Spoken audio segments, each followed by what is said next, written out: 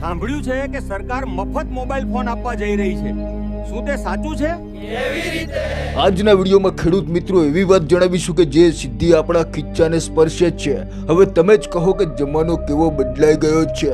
પહેલા આપણે વરસાદની આગાહી જોવા માટે આકાશ સામે જોતા હતા અને હવે મોબાઈલમાં જોઈએ છીએ. પહેલા બજાર ભાવ જાણવા માટે માર્કેટ યાર્ડ ધક્કા ખાતા હતા, પરંતુ હવે મોબાઈલમાં બધું દેખાય જ છે. મિત્રો ટૂંકમાં કહું તો ખેતી હવે હળથી વધારે મોબાઈલ પર આવી ગઈ છે. પરંતુ મુસીબત ક્યાં છે? મોબાઈલ લેવા જઈએ એટલે દુકાનવાળો 10-15 હજારનો ભાવ બોલે.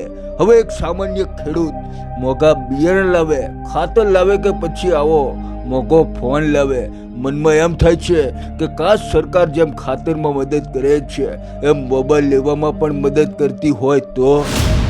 મિત્રો જો હું તમને એમ કહું કે તમારી આ ઈચ્છા પૂરી થઈ ગઈ છે, તો જો હું તમને કહું કે તમે જે નવો ટચ સ્ક્રીન વાળો મોબાઈલ લેવાનું વિચારો છો એના પૈસા સરકાર ચૂકવવા માટે તૈયાર છે, તો શું તમને વિશ્વાસ આવશે?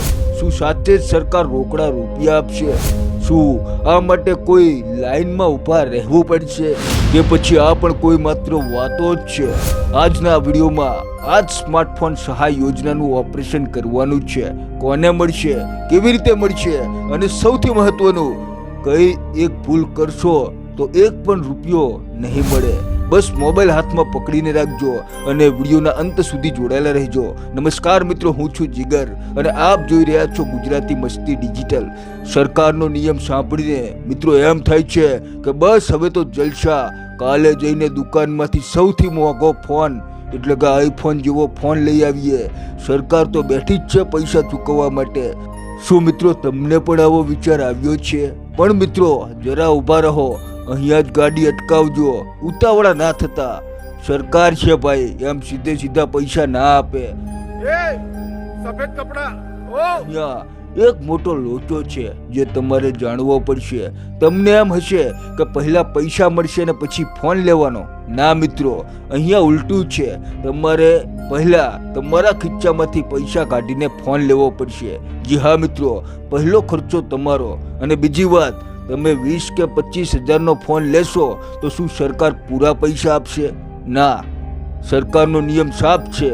તમને મેક્સિમમ 6,000 રૂપિયા જ મળશે. એટલે કે જો તમે 15,000નો ફોન લાવો છો તો 6,000 સરકાર ભોગવશે અને બાકીના 9,000 તમારે ભોગવવાના. એટલે સપના જોતા પહેલા ગજવું તપાસી લેજો મિત્રો. છતાંય 6,000ની મદદ એટલે કોઈ નાની વાત નથી. મફતમાં તો કોઈ 100 રૂપિયા પણ નથી આપતું. અહીંયા સરકાર 6,000 રૂપિયા આપે છે, જે આપણા ટેક્સના તો છે જ. તો લેવાય કે નહીં? તો શું કહો છો મિત્રો? હવે આ યોજનામાં પાક્કું ગણિત સમજી લો. સરકાર કહે છે કે સ્માર્ટફોનની કિંમતના 40% અથવા ₹6,000, આ બેમાંથી જે રકમ ઓછી હોય એટલા રૂપિયા સીધા તમારા બેંક ખાતામાં જમા થશે. મિત્રો ઉદાહરણ તરીકે, જો તમે 10,000નો ફોન લીધો તો તેના 40% એટલે કે 4,000 રૂપિયા તમને પાછા મળશે. પરંતુ જો તમે 15,000નો ફોન લીધો તો પૂરા 6,000 મળશે. હવે મિત્રો તમારા મનમાં બીજો સવાલ એ ફરતો હશે કે શું આ લાભ બધા ખેડૂતોને મળશે? તો મિત્રો ગુજરાત સરકારનો આ નિયમ છે કે જે ખેડૂત ખાતેદાર હોય એટલે કે જેના નામે જમીન હોય એને જ આ લાભ મળે છે. હવે મિત્રો આપણા ગામડામાં તો કેવું હોય, એક જમીનમાં 5 ભાઈઓના નામ હોય તો શું 5 ભાઈઓને ફોન મળશે?